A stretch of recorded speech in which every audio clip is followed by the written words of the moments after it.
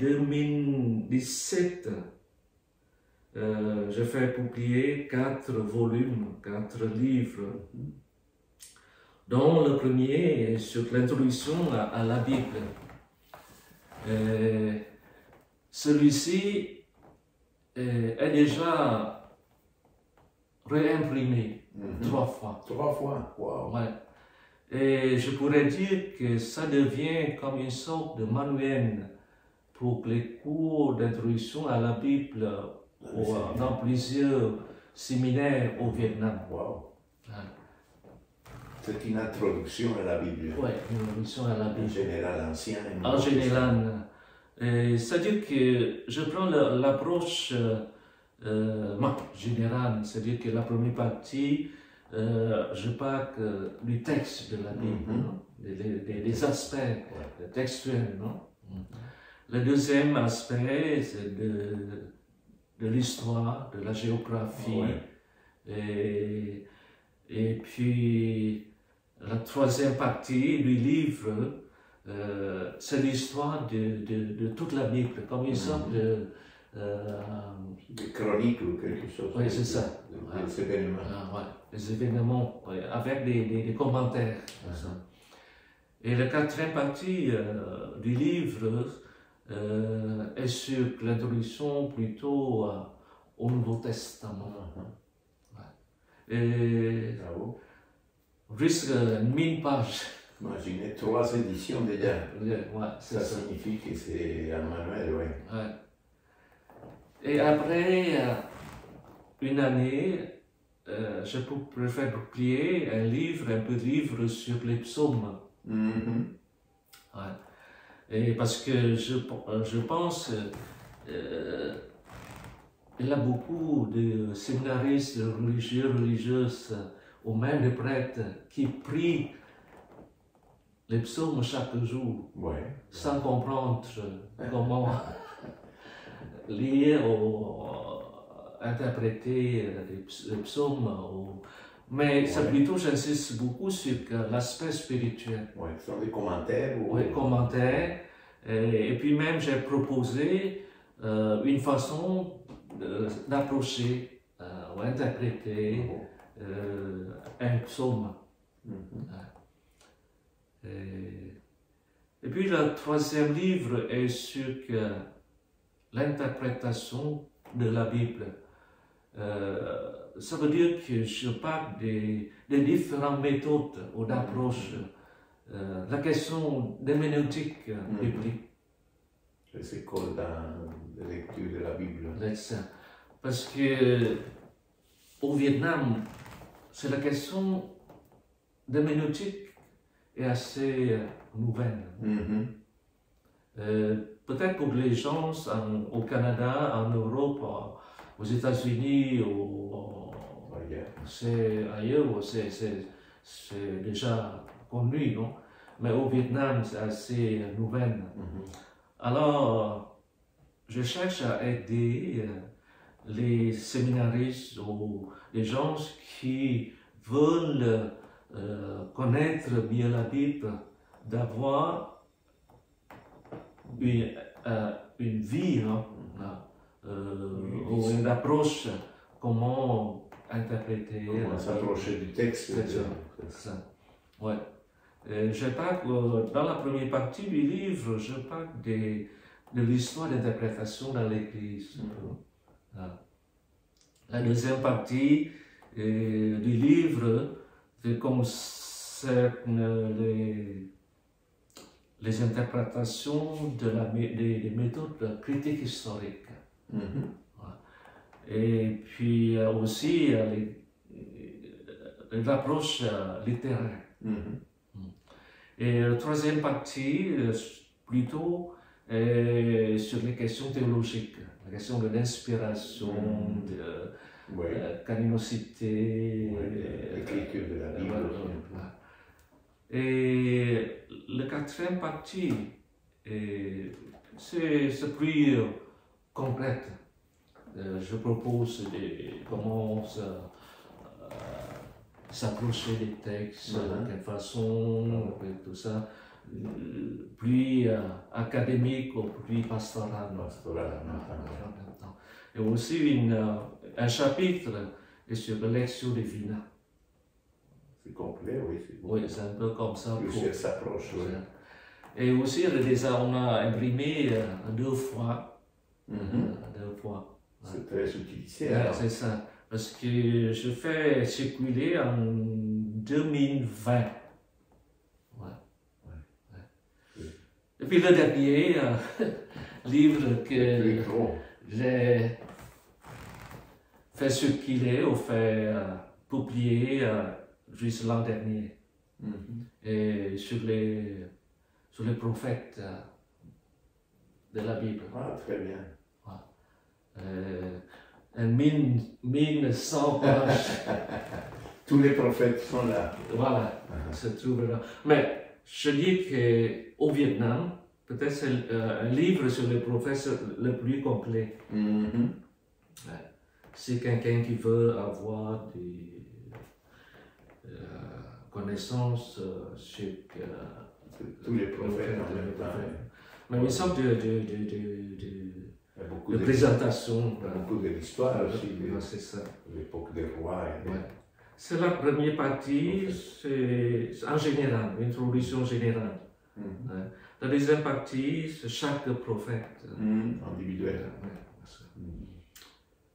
Et voilà que je cherche à faire dans mon ministère ici. Il y a beaucoup de choses que tu fais.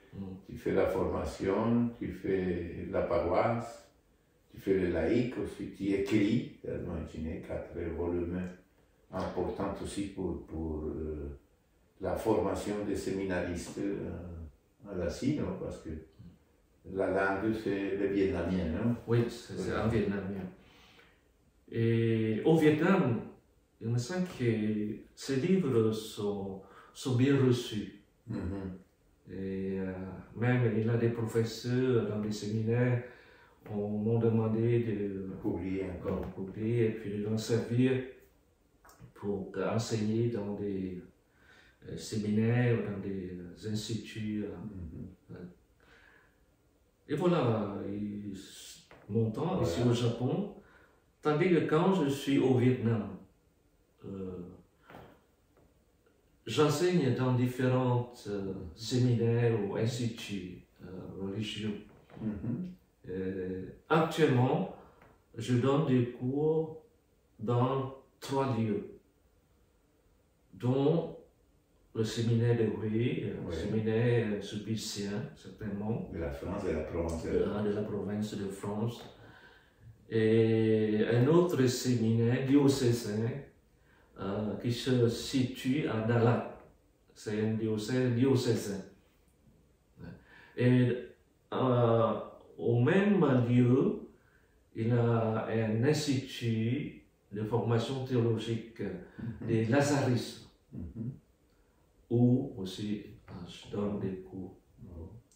Et à part de ça, dans des congrégations ou des instituts des religieuses, pendant 10 ans, j'ai enseigné dans un institut des religieuses au lycée de Hue même. Maintenant, parce que je n'ai plus de temps libre, et à part de l'enseignement, je donne des retraites quand on me demande. Qui te demande normalement pendant l'année quelques retraites, non? Oui, mais cette année, de janvier jusqu'à mai, j'ai prêché sur les retraites aux religieuses. C'est-à-dire que... Bien occuper ton temps. Ça, oui, c'est bon. ça. Merci beaucoup Bernard, parce que tu nous montres un aspect important de Saint-Sulpice, où on va au-delà même de la formation pour arriver à transmettre cette spiritualité sulpicienne que nous portons. Les sacerdoces même, et la joie d'être prêtre, pouvoir communiquer ça aussi aux laïcs, faire surgir des vocations, parce que les vocations surgissent comme ça, non? En regardant un prêtre qui est capable de vivre son sacerdoce bien. Et qui occupe beaucoup votre temps, non, pour faire ça. Je sais que tu souhaites avoir plus de temps encore maintenant pour pouvoir te dédier à la recherche et publier encore quelque chose pour le bien du séminaire, non? Merci pour ton service au Japon, parce que l'église du Japon est aussi une église des personnes qui viennent de dehors. C'est-à-dire une bonne partie, comme tu nous l'as dit, vient de l'extérieur, non? Pour l'église catholique, non? L'église catholique. Et on a besoin de plus en plus de laïcs qui veulent faire la mission, transmettre l'évangile ici, et même des vocationnés qui veulent être prêtres pour le Japon et pour aider à cette église qui a si besoin de notre ministère. Oui, merci. Saint-Sulpice a beaucoup de choses encore à faire ainsi, non? Oui, à part du Japon et puis du Vietnam, avant de devenir sulpicien, j'avais enseigné déjà aux Philippines, au Singapour. Et puis pendant mes années ici au Japon, au début, je suis allé aussi enseigner à Macao. Et j'ai l'intention, si le temps me permettait,